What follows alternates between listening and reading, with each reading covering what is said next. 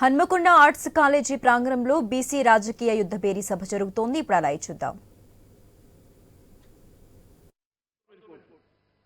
ఎందుకయ్యా మీరు వీళ్ళకి ఎంగిల్ వెతుకులు విసిరేస్తున్నారు?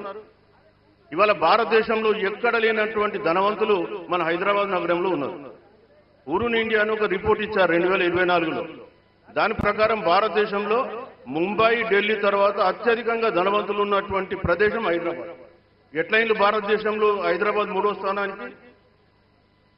సో మనకేమో ఎంగిల్ మెతుకులు విసిరేస్తున్నారు, అక్కడ వాళ్ళు కోట్లు సంపాదిస్తున్నారు. ఎట్లయిన దానికి చాలా ఉన్నాయి మరి చెప్పడానికి.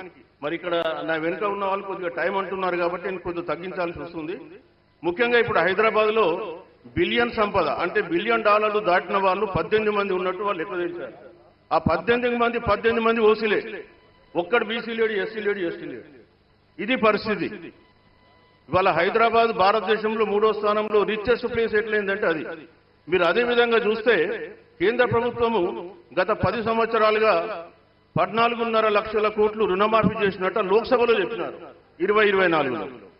అందులో ఒక పెద్ద మనిషి ఉన్నాడు, రిలయన్స్ సంబంధించినటువంటి అధినేత అనిల్ అంబానీకి సంబంధించి 48,000 కోట్లైన రుణం తీసుకున్నాడు. 48,000 కోట్ల రుణం తీసుకుంటే ఆయనకు 480 కోట్లు మాత్రమే కట్టించుకొని మిగతాదంతా రుణమాఫీ చేసి. ఇది భారతదేశం. అదే మన 80 కోట్ల బీసీ బిడ్డలు ఉన్నారు ఈ దేశంలో. ఈ వీళ్ళ పిల్లలకు వచ్చి కేంద్ర ప్రభుత్వం గత 10 సంవత్సరాలుగా 2014 నుంచి 2024 వరకు వీళ్ళ స్కాలర్షిప్స్ మీద, ట్యూషన్ ఫీ మీద ఖర్చు పెట్టింది ఏంటంటే 15,000 కోట్లు. ఒక్క వ్యక్తికి మనం 47,000 కోట్ల రుణమాఫీ చేసి 80 కోట్ల మంది ప్రజల బిడ్డలకు 15,000 కోట్లు ఖర్చు పెడుతున్నారు. ఇది దేశంలో జరుగుతున్నటువంటి విషయం. మరి మనం చూసిన మీ దేశంలో ఏ ఉద్యమం జరిగినా, మన రాష్ట్రంలో ఏ ఉద్యమం జరిగినా బీసీ బిడ్డలే ముందుండి ఉద్యమాలు జరిపించారు. ఇవాళ రాజకీయ పార్టీలో ఉన్నటువంటి బీసీ నాయకులు కూడా కొంత ఆత్మ పరిశీలన చేసుకుని పనిచేయాల్సిన అవసరం ఉంది. బీసీలకు అన్యాయం జరుగుతున్నప్పుడు వాళ్ళు చట్టసభల్లో ఎదుర్కోవాల్సినటువంటి అవసరం ఉంది. లేనట్టయితే బీసీ బిడ్డలకు న్యాయం జరిగేటువంటి పరిస్థితి లేదు.